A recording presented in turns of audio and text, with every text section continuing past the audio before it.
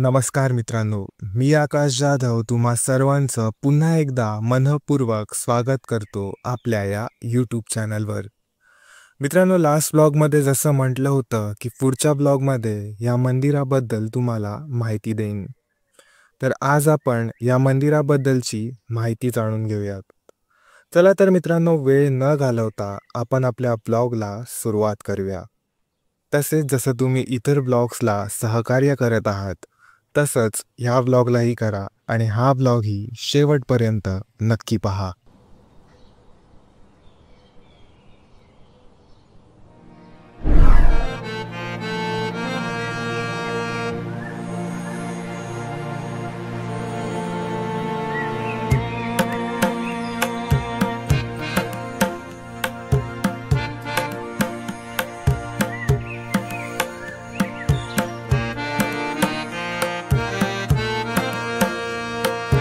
तर मित्रांनो, समोर पाहत आहात ते आहे उंबर्डे गावातील नव्याने उभारण्यात आलेलं महालक्ष्मी देवीचं एक ऐतिहासिक मंदिर।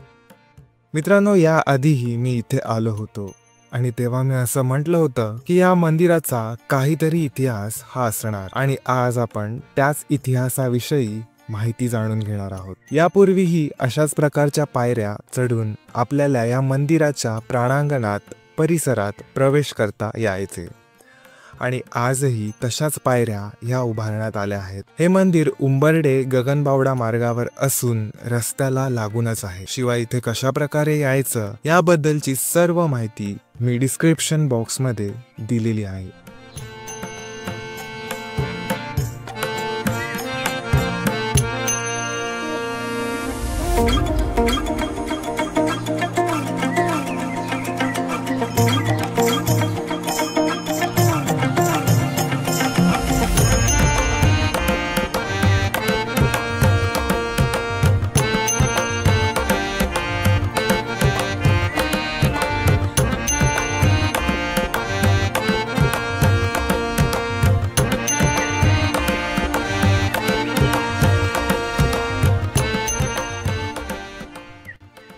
मित्रांनो, मंदिरात प्रवेश करण्या अगोदर आपण इथला आजूबाजूचा परिसर पाहूयात। यापूर्वी देखील मंदिराच्या प्रांगणात प्रवेश होताच समोर दिसायचे ते 5 स्तरीय दीपस्तंभ। आजही ते तशाच प्रकारे नव्याने बांधण्यात आले आहे आणि पूर्वीचे मंदिर हे मोठ्या जागतीवर म्हणजेच जोत्यावर बांधले होते। तसेच जोत्यावर ओसरीसारखा प्रदक्षिणा मार्ग सोडून आतील बाजूस मंदिराचे बांधकाम हे करण्यात आले होते। पूर्वी प्रदक्षिणा मार्गावर दगडी खांब असून त्यावर मंदिराच्या शिखरापासून आलेले कौलारू छत होते। तर आजही तुम्ही पाहू शकता तशाच प्रकारचे हे मंदिर बांधण्यात आलं आहे। दगडी खांब नसून आता नक्षीदार खांब आहेत आणि कौलारू छप्पर नसून एक प्रॉपर असे शिखर आणि त्यावर कळस अशी रचना ही करण्यात आली आहे।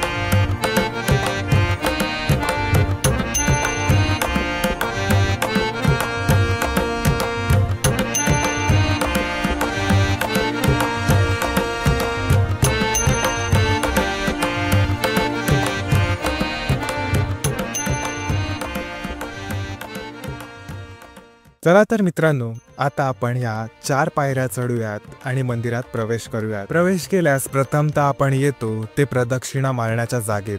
आणि त्यानंतर 2 पायऱ्या चढून पोहोचतो ते सभामंडपात. आणि सभामंडपात आल्यावर समोरच आपल्याला दिसते ते या मंदिराचं गर्भगृह आणि त्यात अनेक वर्षापासून विराजमान असणारी महालक्ष्मी देवीची पाषाण मूर्ती. या मूर्तीच्या उजव्या व डाव्या बाजूस विविध देवतांच्या प्राचीन दगडी मूर्त्या आहेत.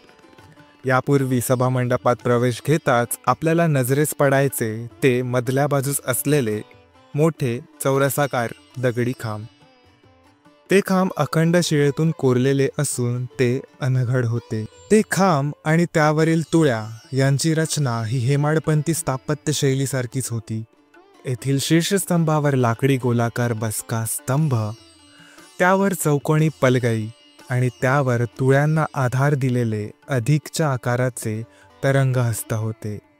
आणि या लाकडी तरंगहस्तावर फुले, पक्षी, नक्षी, नागप्रतिमा असे कोरीव काम केले गेले होते.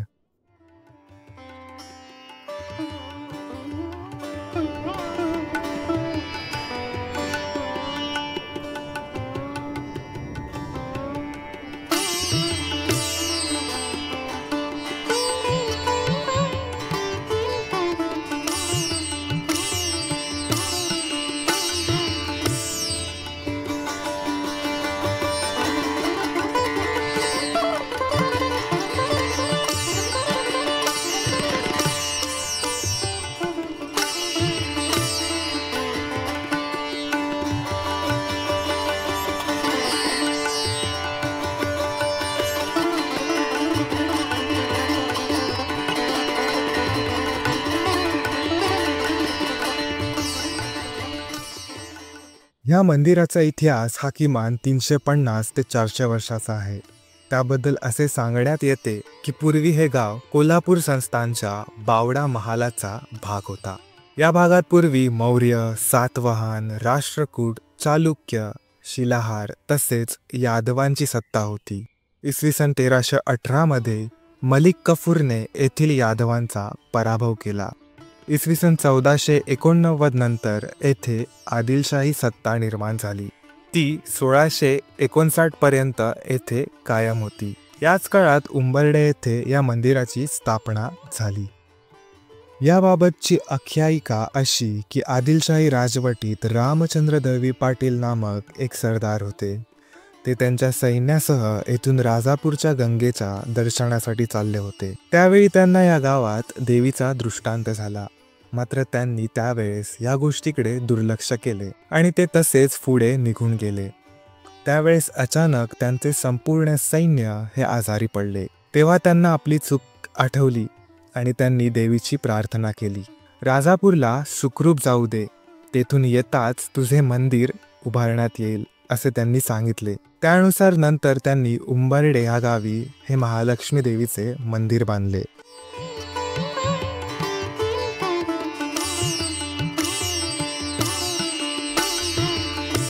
तर आज या मंदिराचं मॉडर्नायझेशन जरी झालं असेल तरी आजही या मंदिराचा जुनेपणा जपण्याचा प्रयत्न हा केला गेला आहे. या मंदिरात दरवर्षी त्रिपुरारी पौर्णिमेला देवीचा मोठा उत्सव होतो. त्यावेळी भरपूर भाविक येथे दर्शनाला येतात. तसेच नवरात्री उत्सवाच्या वेळी या मंदिर परिसराला यात्रेचे स्वरूप आलेले असते.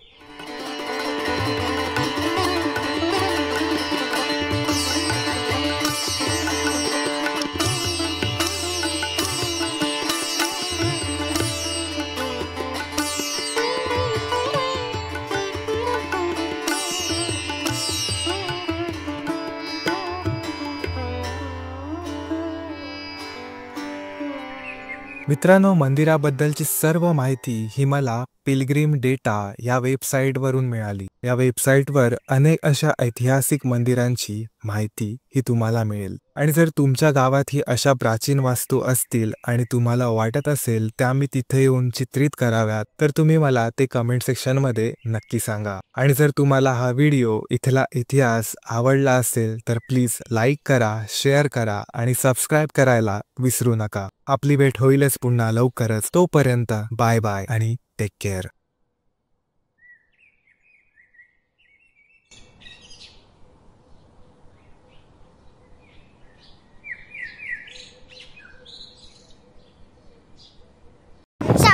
家我的我的我。